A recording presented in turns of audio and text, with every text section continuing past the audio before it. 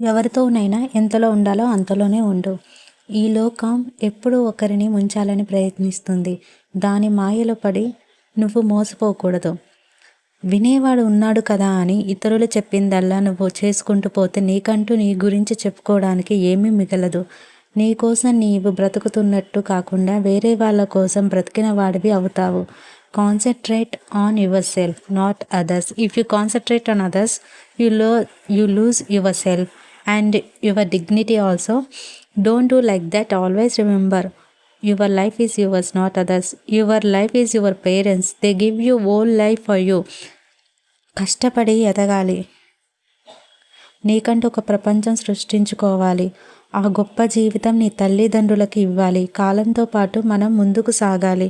వినడానికి చేయడానికి కొంచెం కష్టంగా ఉన్నా తప్పదు. ఎదుటివారి చేతిలో మోసపోవటం కంటే కష్టం ఉన్నా సరే నిన్ను నువ్వు మార్చుకోవడం సులభమైన విషయం.